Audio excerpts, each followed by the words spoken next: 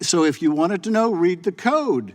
But the question is not, to them or not? The question is not whether you can read the code. The question is whether you stand for anything, Mr. Gates. The question is, do you stand? Do you stand for anything? Does anything you say mean anything to you? I merely am seeking your own ability to define your own amendment. Are you really so soft on communism now, Mr. Gates? I am shocked. Soft on communism? You're soft on definitions within your own bill. You would prosecute. Soft on the basics of the English language. Soft on the interpretation statute mechanisms by which a Border Patrol agent would have to apply this. You know what? A Border Patrol agent isn't going to have this. Mercifully, the gentleman is out of time. Mercifully, the gentleman is out of time. Okay. Woo. The gentleman yields back. Does the gentleman seek recognition? I guess so. The point of order is withdrawn, and Mr. Gates is recognized. Thank you. I yield to the sponsor. If the sponsor would be willing to engage in a colloquy with me, would you consider the Kingdom of Saudi Arabia to be a totalitarian dictatorship? Mr. Gates, I give the same answer that Representative Lofgren gave before. These are not new terms of art. These are the terms used in current law. And so we are merely applying current law to protect people, and in particular, in this case, those that are fleeing communist dictatorships. If the gentleman, his objection is that this definition is overbroad. No. Mr. Schiff, I yielded to me. I'm asking you a clarifying question. If you would yield, if you would respond to my question, which is, if this amendment is narrowed to communist dictatorships, will you support it? Well, again, Mr. Schiff, I'm just trying to understand what your amendment says. I guess your answer is no, then, Mr. Gates. Well, that you perhaps assume too much, my then friend, your answer because is yes. I'm asking what you mean by totalitarian dictatorship and just whether the Kingdom of Saudi Arabia would qualify. It's just a yes or no question. Well, I certainly think. Forgive me for not knowing the list that Ms. Lofgren Would you like an answer, Mr. Gates? I certainly consider Saudi Arabia to be a dictatorship. Yes, I do. A totalitarian one? Mr. Gates, my question is, if your problem with this amendment is you think it's Mr. overbroad. Schiff, I'm not stating a problem with the amendment. I am merely asking you what it means. My question then, Mr. Gates, is will you support it? What is the difference between a dictatorship and a totalitarian dictatorship? My question. Since Saudi Arabia is a dictatorship. There is a difference between totalitarianism and dictatorship. Well, sure, I'm asking you to explain the differences of the Kingdom of Saudi Arabia. That's really the question, Mr. Gates. Why can't you just answer whether or not your amendment would apply to them? Mr. Gates, this is just a rhetorical exercise. It's a serious effort to understand whether or not your amendment applies to the kingdom. If your question is sincere, which I know assumes too much, but if it is, then will you support the amendment confined to communist dictatorships? Yes or no, Mr. Gates? I'm probably not going to support the amendment either way. That doesn't well, there you go. I don't want to know what it means. Then what about all the rhetoric you constantly espouse about standing up to communism? Here you're saying someone fleeing communism, if they're interdicted between ports, then they will not qualify. Right, doesn't matter what kind of regime. There is a mechanism by which one seeks asylum for those very reasons, and it's not showing up and creating an entire loophole in the asylum system. So this whole thing about Saudi Arabia is just a red herring, right? I'm just curious to know whether or not you consider them qualifying under the bill. Your curiosity, and I would earned 2.5 minutes. Consistency. Mr. Schiff, people on the border don't get to have a debate like this like you and I do. It's not your time, Mr. Schiff. I'm reclaiming my time. Mr. Gates has the time. Mr. Gates has the time. You do. Mr. Gates has the time. Look, on the border, someone doesn't get to have this joyful little colloquy with you. A Border Patrol agent has to look at someone and assess whether or not they're going to let them in or not. And I'm just, for clarity, even though I'm not going to support your amendment, I'm going to support the bill. In the unlikely event that your amendment were to be adopted, I simply want to know if someone encounters someone from the Kingdom of Saudi Arabia, whether or not the exception that your amendment affords would allow that or not. Well, as I said, I'm using the existing definition, Mr. Gates. My question to you is, will you live up to your anti-communist rhetoric?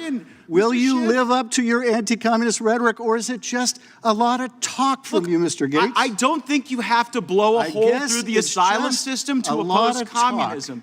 I guess it's just a lot of talk with you. Nothing more than a lot of empty talk. I just want to know if the Kingdom of Saudi Arabia is included or excluded. How is this so difficult for you? Well, do you have any compassion for the people who would have to make this assessment on the border? I just want to know. Would you care for me to read the code section to you? Gladly. The existence of a single political party organized on a dictatorial basis with so close an identity between such party and its policies and the government policies of the country in which it exists, and the party and the government constitute an indistinguishable unit, and the forcible suppression of opposition to such party. That is how the code currently defines a totalitarian party would you define Saudi and a Arabia that way or not? totalitarian dictatorship. Would you define them that way or not, Adam? So if you wanted to know, read the code. But the question is not, to them or not? the It's question your is amendment. not whether you can read the code. The question is wrote the whether you amendment, stand and you for can't say anything, whether it Mr. applies Gates. to a specific the question country. is, do you Why does this stand? pain you so do you much? stand for anything? Does anything you say mean anything to you? I merely am seeking Well, your own are you ability really to define your so own soft? amendment. Are you really so soft on communism now, Mr. Gates? I am shocked. Soft on communism. So You're soft on that definitions you would within accept- your own bill. You would prosecute. Soft on the basics of you the would English prosecute language. Soft and on the deny interpretation asylum statute to someone mechanisms fleeing by which a border communism patrol agent would have merely to apply because this. they won't. You know what? A wait border in patrol Mexico agent to isn't going to be have this. Mercifully, the criminalized. gentleman is out of time. Mercifully, the gentleman is out of time. Okay. Woo. Should we have unanimous consent to No, continue? no, everybody's out of time. Everybody's out of time. Does anyone seek recognition? Gentleman's recognized. I yield first to Mr. Schiff. I thank the gentleman for yielding. I just want to see if I can wrap my head around the opposition to this amendment. I guess the opposition began by saying this is too broad. This is too broad. The definition of the code is too broad because it might apply to Saudi Arabia. Well, God forbid we should be concerned with dissidents fleeing the Saudi regime, dissidents being hunted down around the world. I guess my colleagues on the other side of the aisle would find it preferable if the dissidents are cut up into little pieces in a Turkish diplomatic facility or a Saudi facility in Turkey. Yeah, there are Saudis who are also persecuted and put at risk, and some are captured and some are forcibly... Why was that so hard to say? May I please finish? I haven't yielded, Mr. Chairman. Gentleman has the time. There are Saudis who are deserving of protection from the regime. They are fleeing. There are, in fact, Saudis who are American residents, who were journalists, who were cut to pieces with the participation of the Crown Prince. But if your objection is, no, we have to protect the kingdom at all costs because, of course, the kingdom has been so good to us. They've constricted oil sales because they're so good to us.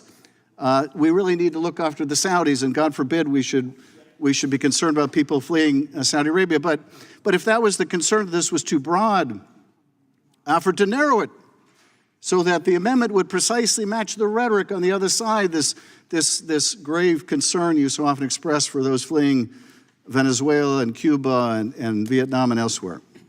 But no, that's no good either. Is that maybe too narrow? Are there too many communist regimes, some that you're okay with and some you're not okay with? I don't understand the opposition, except for the fact that, well, I guess all the talk about being tough on communist regimes doesn't seem to matter when we're talking about the political value of the border security argument. And with that, I will yield back. Mr. Biggs seeks recognition. Yes, I move to strike the last word. Gentleman's recognized. Thank you so much. I'll yield to the gentleman from Florida, Mr. Gates. Mr. Chairman, the great irony is that I agree with Mr. Schiff as to Saudi Arabia. I just wanted to hear him say it. I am frustrated deeply by the actions of the kingdom as a totalitarian regime. I think that particularly I am aggrieved at what they did in Pensacola, where a Saudi officer opened fire on my constituents, killing 3 of them and injuring others. And so don't just assume that because I'm asking a question about the vagueness of a term that I disagree with the underlying point that might be expressed Outstanding, on the then you'll other side support my of amendment. the aisle. It was what the committee just witnessed was recalcitrance as a replacement for reason in our discourse. And the critique of the language as vague is clear because while you're able to cite documents that cite other criteria, what we have observed having gone to the border is that oftentimes these are real-time flashpoint decisions that have to be made at scale because you get hundreds of people showing up and a Border Patrol agent or 2 having to process them. So I wasn't attempting to disagree with Mr. Schiff. Will the gentleman yield? Well, yeah, unfortunately, Mr. Biggs has time. You know what? Mr. Chairman, I could have had the opportunity to have a more extended discussion with Mr. Schiff had he been willing to yield some of his time, but instead, I guess we had to go through all of this. But I'll yield back to Mr. Biggs. Gentleman from Florida is recognized. How timely. You are a brilliant woman with a tremendous ability to impact how consumers are going to interface with the digital world for a long time to come. And I want to get to those areas of agreement, but there is some ugliness we got to deal with. Now, you guys putting in the names of reporters in a correspondence to Twitter was solely predicated based on anonymous news sources, right? It was based on reporting that we... Right, and we would agree that anonymous reporting is not a sufficient predicate to target, to send letters about journalists who are your critics, right? Congressman, yeah, I mean, the goal was third parties, but this is good feedback for us. We want to make sure we're not in any way suggesting that we're interested in, affecting journalists' work. It's really about privacy and security. So I really appreciate your acknowledgement that that is not the way we ought to do things. As someone who has seen ugly government action emerge out of anonymous reporting, perhaps I'm a little sensitive to that, but I'm glad that you've made that acknowledgement. Let's get on to the important work that you're doing. Millions of Americans have Ring doorbell cameras. And your agency recently put out a correspondence saying, quote, during a 3-month period in 2017, a Ring employee viewed thousands of videos of female users in their bedrooms and bathrooms, including videos of Ring's own employees. There was also at Ring, according to the FTC, an unauthorized tunnel that allowed a Ukraine-based contractor to access consumer videos, an incident where a Ring employee gave information about a customer's to their ex-husband was also something that you uncovered. You also state that bad actors at Ring took advantage of the camera's two-way communication functionality to harass and threaten people who used Ring cameras. There was a case where an 87-year-old woman at an assisted living facility was sexually propositioned through Ring's two-way features. Kids were subject to racial slurs. A hacker got in and threatened a family with physical harm if they did not pay a Bitcoin ransom. And one hacker even communicated through the two-way feature to a customer that they had already killed the customer's mother and, quote, tonight you die. What is going on at Ring? So as you noted, we recently took enforcement action precisely because of these very serious lapses in data privacy, which endangered Americans in their day-to-day lives.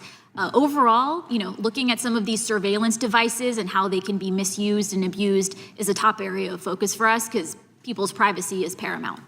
Yeah, I thought that when people got Ring, it was to enhance their personal security, not to have their 87-year-old relative in an ALF sexually propositioned, their children to be slurred at, and then to be told that they were going to be killed if they didn't pay Bitcoin ransom. So thank you for that effort. Let's go to another evil company, Kochava.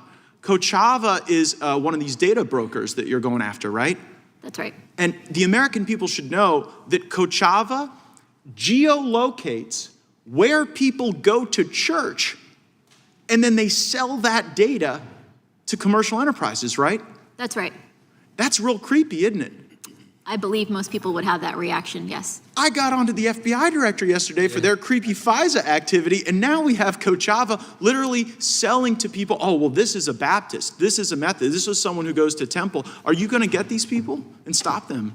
So we have a pending lawsuit. We filed it last year. The court dismissed it. They gave us the opportunity to refile. We just refiled an amended complaint. And we think it's urgent to act here because, the types of stigmatization and harms that can stem from being able to track and sell people's sensitive geolocation information is just critical for us to be addressing. We didn't like it when the FBI was wanting to infiltrate the Catholic churches, and I don't know that I want the data brokers to do the same. And by the way, we've even seen how the FBI is using the data brokers to do an end run around the Fourth Amendment. So I really want to encourage your work in this space, and I hope that your litigation against Kochava is something that creates precedent. And you know what? There's been criticism of some of your losses in court, but we as sophisticated lawyers know sometimes that a motion to dismiss an initial complaint can create a pathway to an amended complaint to achieve relief. And so if the laws are insufficient to stop data brokers from selling information about where my constituents worship, and if the laws are insufficient to stop Ring from these activities, I really hope you'll work with us to change those laws. And all of Mr. Buck's points are really central to this, because if Congress is bought off, if people are just coming here to beat you up over what email account you use or what trip you've been on to Europe, I think it misses these things that are far more central to the life that our constituents lead. Thank you for your work.